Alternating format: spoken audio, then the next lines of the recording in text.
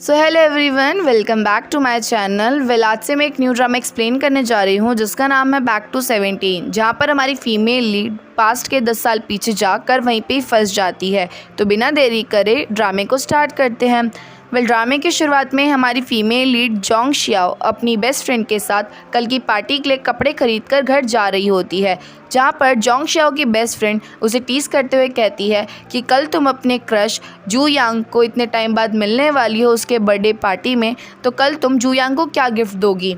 जिस पर Jong Xiao वहाँ से ये कह के निकल जाती है कि ऐसा कुछ नहीं है, अब मैं बड़ी हो चुकी हूँ जिस वजह से मैं जू यांग को अपना क्रश नहीं मानती। बट जोंग शियाओ की बेस्ट फ्रेंड भी जानती थी कि भले ही जोंग शियाओ उसे कितना भी छुपा ले, बट उसे मालूम है कि एक जोंग शियाओ ही थी जो पूरे स्कूल टाइम में कैमरा लेकर सिर्फ और सिर्फ जू यांग को ही रिकॉर्ड करती थी। जिसके बाद जोंग शियाओ अपने रूम में जाकर तुरंत ही उस कैमरे को ढूंढती है और पास्ट की रिकॉर्ड की हुई वीडियोस को देखने लग जाती है और डिसाइड करती है कि वो कल जू यांग को यही गिफ्ट देगी ताकि इन वीडियोस के थ्रू वो जू यांग को अपनी फीलिंग्स बता सके। अब सीन नेक्स्ट डे पे शिफ्ट होता है, जहाँ पर जोंग शियाओ जू यांग की पार्टी में काफ़ी सुंदर से रेडी होके जाती है।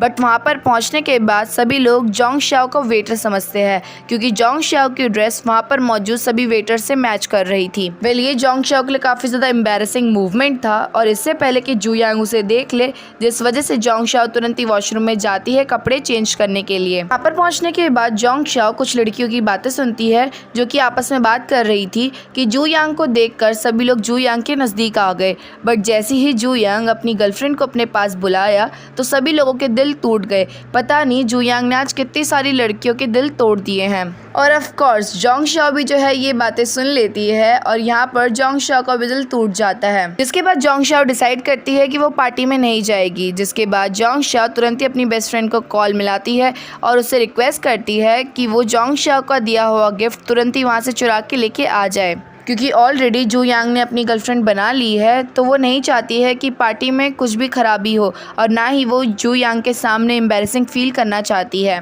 बट जोंग शियाओ की बेस्ट फ्रेंड को वो गिफ्ट नहीं मिल पा रहा था, जिसके बाद जोंग शियाओ को ना चाहते हुए भी वापस उस पार्टी में जाना पड़ता है। सभी लोग काम में बिजी थे, जिस वजह से जोंग शियाओ चुपचाप से गिफ्ट्स के पास जाती है और अपने कैमरे को ढूंढने लग जाती है। लेकिन इससे पहले कि जोंग शियाओ उस कैमरे को ढूंढ पाती, कोई और ही जोंग शियाओ को देख लेता है। वहाँ पर मौजूद एक पर्सन जोंग शियाओ को देखकर ये सोचने लग जाता है कि यहाँ का वेटर इन गिफ्ट्स में से चोरी कर रहा है, जिस वजह से वो तुरंत ही जोंग शियाओ को पकड़ लेता है। लेकिन वो पर्सन जब जोंग शियाओ को देखता है तो पूछने लग जाता है कि क्या तुम यहाँ पे नौकरी कर रही हो। साथ ही साथ जोंग शियाओ के हाथ में गिफ्ट देखकर वो पर्सन ये सोचता है कि शायद से जोंग शियाओ अपना गिफ्ट यहाँ से इसलिए निकाल रही है क्योंकि वो जू यांग को पर्सनली गिफ्ट देना चाहती है, जो कि काफ़ी ज़्यादा अनफेयर था। जिस वजह से वो पर्सन जोंग शियाओ से उसका गिफ्ट लेते हुए उसका गिफ्ट वहीं पे खोलने लग जाता है। और ऑफ कोर्स वो कैमरा काफ़ी ज़्यादा ओल्ड था, जिस वजह से वो वहीं पे जोंग शियाओ का मजाक उड़ाने लग जाता है कि क्या तुम जू यांग को इतना ओल्ड कैमरा दोगी। ऑफ कोर्स उस कैमरे में कुछ पुरानी वीडियोस थी जो कि जोंग शियाओ किसी को भी दिखाना नहीं चाहती थी, अदरवाइज जोंग शियाओ की बेइज्जती हो जाती। जिस वजह से जोंग शियाओ उस पर्सन से अपना कैमरा छीनने की कोशिश करती है। बट इसी हाथापाई में जोंग शियाओ का पैर फिसलता है कि तभी अचानक से आता है सीन स्विच। सीन स्विच होते ही अब जोंग शियाओ का लुक पूरा का पूरा चेंज हो चुका था।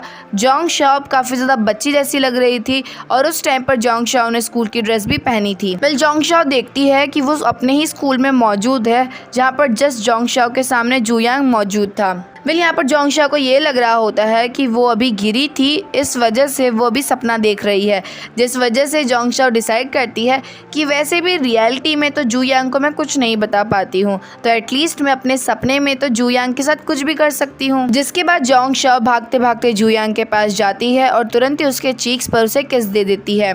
लाओ वांग ये सीन देखने के बाद जोंग शियाओ और जू यांग को स्टाफ रूम में बुलाता है और उन्हें डांटने लग जाता है, क्योंकि इतने सारे लोगों के सामने ऐसी चीज़ें करना वो भी स्कूल में बिल्कुल भी मंजूर नहीं था। लेकिन जोंग शियाओ को स्टिल ये सपना लग रहा था, जिस वजह से जोंग शियाओ अपने टीचर को ही कह देती है कि सर इतना स्ट्रेस मत लो वरना आपका और भी ज़्यादा हेयर फॉल होगा। जिसके बाद लाओ वांग जोंग शियाओ को और भी ज़्यादा डांटने लग जाता है, जिस वजह से अब जोंग शियाओ बोर होने लग गई थी।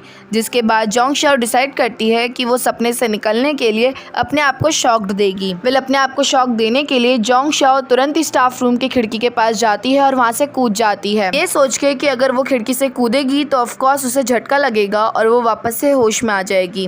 बट ऐसा कुछ नहीं होता है। जैसे ही जोंगशाओ खिड़की से कूदती है तो यहाँ पर वापस से सीन स्विच आता है, जहाँ पर इस बार जोंगशाओ हॉस्पिटल में मौजूद थी। जोंगशाओ यहाँ पर अपने आप को छुट्टी काटने की भी कोशिश करती है और यहाँ पर अब जोंगशाओ को हल्का हल्का लगने लग जाता है कि वो ये सपना नहीं देख रही है, वो शायद से सच में पास्ट में आ चुकी है। वेल यहाँ पर जू यांग जोंगशाओ से उसकी लगी चोट के दर्द के बारे में पूछने के लिए आता है और साथ ही साथ जोंगशाओ को उसके घर तक छोड़ने के लिए जाता है। वेल यहाँ पर रास्ते में जू यांग जोंगशाओ से कह रहा होता है कि आज तुमने जो कुछ भी करा कोई बात नहीं, अभी तुम्हारी तबीयत ठीक नहीं है, जिस दिन तुम्हारी तबीयत ठीक हो जाएगी तो उसके बाद मुझे फुल एक्सप्लेनेशन चाहिए जो भी तुमने आज इतने सारे लोगों के सामने करा। बट जोंगशाओ का तो ध्यान जू यांग की बातों में था ही नहीं। जोंगशाओ सिर्फ यही सोच रही थी कि वह अचानक से पास्ट में 10 साल पीछे कैसे आ गई। कि तभी जोंगशाओ को याद आता है कि ये सब कुछ तब हुआ जब वो उस आदमी से अपने कैमरे के लिए लड़ रही थी, जिसके बाद जोंगशाओ समझ जाती है कि शायद से यहाँ से बाहर निकलने का भी रास्ता वही कैमरा हो सकता है। वेल अब कैमरे के पास पहुँचने के लिए जोंगशाओ तुरंत ही जू यांग को वहीं पे बाय कह के वहाँ से तुरंत ही भग जाती है कि तभी अचानक से आता है टाइम स्विच,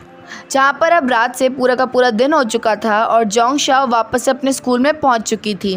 वेल इसके बाद भी जोंगशाओ काफ़ी बार कोशिश करती है स्कूल से भागने की, बट जैसे ही जोंगशाओ भागने की कोशिश करती तो वापस से सीन स्विच हो जाता और जोंगशाओ एक बार फिर से जो है स्कूल में पहुँच जाती। और ऐसा ही कुछ 5-6 दिन तक चलता रहता है, यानी कि जोंगशाओ बिना अपने घर पहुंचे 5-6 दिन तक स्कूल में ही रह जाती है। ये सब चीज़ें जोंगशाओ को काफ़ी अजीब लग रही थी, जिसके बारे में पता करने के लिए जोंगशाओ जू यांग के पास जाती है और उससे पूछती है कि क्या ऐसा हो सकता है कि ये स्कूल मुझे मैग्नेटिक पावर के थ्रू अपनी तरफ खींच रहा हो। बट यहाँ पर जू यांग को जोंगशाओ की कोई भी बात समझ नहीं आ रही थी, जिस वजह से जू यांग जो है वहाँ से चले जाता है। कि तभी जोंगशाओ नोटिस करती है कि वो तो स्कूल के बाहर आ चुकी है, यानी कि फाइनली अब वो अपने घर जा सकती है। लेकिन जैसे ही जोंगशाओ वहाँ से भागने की कोशिश करती है कि एक बार फिर से सीन स्विच हो जाता है और एक बार फिर से जोंगशाओ अपनी क्लास में पहुँच जाती है। वेल अब इस टाइम पर जोंगशाओ काफ़ी फ्रस्ट्रेट हो चुकी थी और अब ये सोचने में लगी हुई थी शांत माइंड से कि ये सब कुछ क्यों हो रहा है। जहाँ पर फाइनली जोंगशाओ एक चीज़ नोटिस करती है कि जब भी वो जू यांग से दूर जाने की कोशिश कर रही है तभी जो है ये टाइम स्विच होने में लगा हुआ है, जबकि जब जोंगशाओ जू यांग के बगल में ही होती है तो उसकी लाइफ बिल्कुल ही नॉर्मली चल रही होती है। यानी कि जोंगशाओ अगर सीन स्विचिंग को रोकना चाहती है तो इसके लिए जोंगशाओ को जू यांग के ही नज़दीक रहना पड़ेगा। वेल अब सब कुछ पता चलने के बाद जोंगशाओ जू यांग को थोड़ा सा मस्का लगाती है और नोट्स के बहाने जू यांग को अपने घर तक लेके जाती है और फाइनली जोंगशाओ इतने टाइम बाद अपने घर में पहुंच जाती है। वेल रूम में पहुंचते ही जोंगशाओ भागते भागते सबसे पहले कैमरे के पास जाती है और 3, 2, 1 करते हुए कैमरे को खोलती है, ये सोचते हुए कि शायद से कैमरा खुलते ही वापस से मिरेकल होगा और वो अपने प्रेजेंट लाइफ में पहुंच जाएगी। बट ऐसा कुछ नहीं होता है, जोंगशाओ उसी लाइफ में स्टक हो जाती है। यानी कि इस दुनिया से बाहर निकलने के लिए जोंगशाओ को कुछ और तरकीब सोचनी पड़ेगी। मतलब जोंगशाओ की लाइफ काफ़ी हॉरिबल हो जाती है, क्योंकि जोंगशाओ खाना खाने बैठी ही होती है कि तभी अचानक से जंप आ जाता है। वहीं पे जोंगशाओ गेम खेलने लगी होती है कि तभी बीच में जंप आ जाता है, या फिर जोंगशाओ लड़कों को ताड़ रही होती है कि तभी अचानक से जू यांग की वजह से जंप आ जाता है। वेल जोंगशाओ इन सब चीज़ों से काफ़ी ज़्यादा पक चुकी थी और सोचने में लगी थी कि वो किस तरह से जू यांग को हमेशा अपने बगल में प्रेजेंट रखे। जिसके बाद जोंगशाओ को आइडिया आता है और जोंगशाओ तुरंत ही जू यांग के सामने बिना शर्मिंदगी फील करे प्रपोज कर देती है। बट जू यांग को जोंगशाओ में कोई भी इंटरेस्ट नहीं था, जिस वजह से वो साफ साफ जोंगशाओ को मना कर देता है। वेल अब नेक्स्ट डे क्लास में सिटिंग अरेंजमेंट हो रही थी, जहाँ पर जोंगशाओ चाहती थी जू यांग के साथ डेस्क पार्टनर बनने की। वेल जोंगशाओ की किस्मत खराब थी, जिस वजह से उसकी पर्ची जू यांग जैसी तो नहीं मिल पाती है। लेकिन जोंगशाओ जाकर उस पर्सन से रिक्वेस्ट करती है जिसका नाम जू यांग के साथ आया था, और वो पर्सन भी मान जाता है, क्योंकि पर्ची एक्सचेंज करने के बदले में जोंगशाओ उसका काम करने के लिए रेडी थी। और शायद से ये कुली वाला काम जोंगशाओ को काफ़ी दिन तक करना पड़ता, लेकिन जू यांग समझ जाता है कि जोंगशाओ ने पर्ची एक्सचेंज करी है, जिस वजह से जू यांग जाकर उस पर्सन से बोल देता है कि जोंगशाओ अब से तुम्हारा काम नहीं करेगी। वेल यहाँ पर जू यांग के अच्छे नेचर को देखकर जोंगशाओ जू यांग को अपनी सारी दिल की बात बता देती है कि वो इसलिए जू यांग के साथ रहना चाहती है क्योंकि जब वो जू यांग से अलग हो रही है तो उसकी लाइफ में स्वैपिंग आ रही है, तो वो स्वैपिंग नहीं करना चाहती बार बार अपनी लाइफ में। साथ साथ जोंगशाओ जू यांग को ये भी बता देती है कि वो फ्यूचर से आई है और एक्चुअली में उसकी एज 27 है। वैसे तो जू यांग जोंग शाओ की बातें बिल्कुल ही ध्यान से सुनने में लगा हुआ था, लेकिन जैसे ही जोंग शाओ अपना ख़त्म करती है तो जू यांग जोंग शाओ से कहता है कि तुम्हें एक बार अपना माइंड का चेकअप करवाना चाहिए, क्योंकि तुम बहकी बहकी बातें करने में लगी हुई हो। यानी कि जू यांग को जोंग शाओ की बातों पर बिल्कुल भी ट्रस्ट नहीं हुआ। इसके बाद जोंग शाओ का ये मानना था कि वो जू यांग के साथ बैठेगी तो उसकी लाइफ अच्छी जाएगी, बट इसके बाद तो और भी ज़्यादा ख़राब हो जाती है, क्योंकि जू यांग जो है बिल्कुल भी कोऑपरेटिव नहीं था। वो ना ही जोंग शाओ को कुछ पढ़ाता, ना ही जोंग शाओ की हेल्प करता। इवन दोनों के बीच में जो है हमेशा लड़ाई ही होती रहती। एक दिन जू यांग थोड़ा सा स्कूल में लेट आता है, जहाँ पर जोंग शाओ देखती है कि बारिश की वजह से जू यांग के हाथ मिट्टी से गंदे हो गए हैं, जिसके लिए जोंग शाओ हाथ पोंछने के लिए जू यांग को टिश्यू पेपर देती है। यहाँ पर जोंग शाओ नोटिस करती है कि जू यांग ने अपने हाथ ढंग से साफ़ नहीं करे हैं, जिस वजह से जोंग शाओ खुद भी जू यांग का हाथ साफ़ करने की कोशिश करती है।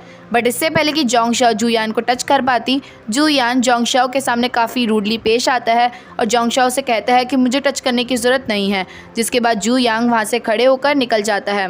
यहाँ पर जोंग शाओ को जू यांग का नेचर काफ़ी बुरा लगा था और वो यही सोच रही थी कि पता नहीं क्यों मैं इसको बचपन में पसंद करती थी। लेकिन नेक्स्ट सीन में हमें दिखाया जाता है कि जू यांग वॉशरूम में बैठकर अपना हाथ साफ कर रहा था, जहाँ पर उसकी शोल्डर में जो है काफ़ी सारे मारने के निशान थे, जैसे कि मानो कोई उसे मार रहा हो। और यही मेन रीज़न था शायद से कि क्यों जू यांग जोंग शाओ से दूर रहना चाहता था। अदरवाइज जोंग शाओ को जू यांग के बारे में पता चल जाएगा कि किसी ने उसको मारा। अब सब कुछ ठीक ठाक चल रहा था कि तभी एक दिन जोंग शाओ कुछ बच्चों के मुंह से सुनती है कि कैंटीन में कंस्ट्रक्शन का वर्क चल रहा है, जिस पर जोंग शाओ को पास्ट का याद आता है कि कैंटीन में वर्क करते टाइम जो है जू यांग को चोट लगी थी, जिस चीज़ की चेतावनी देने के लिए जोंग शाओ जू यांग के पास जाती है और उसे वार्न करती है कि वो कैंटीन ना जाए, अदरवाइज उसे चोट लगेगी। जू यांग को लगता है कि जोंग शाओ ऐसी ही फालतू की बातें कर रही है, पर अब भले ही जोंग शाओ जू यांग को इतना अच्छा नहीं मानती हो, लेकिन स्टिल जो है कुछ फीलिंग जू यांग के लिए जोंग शाओ के मन में स्टिल थी, जिस वजह से जैसे ही जू यांग के ऊपर सामान गिरने वाला था कि तभी सही टाइम पे जोंग शाओ वहाँ पर आकर जू यांग को धक्का दे देती है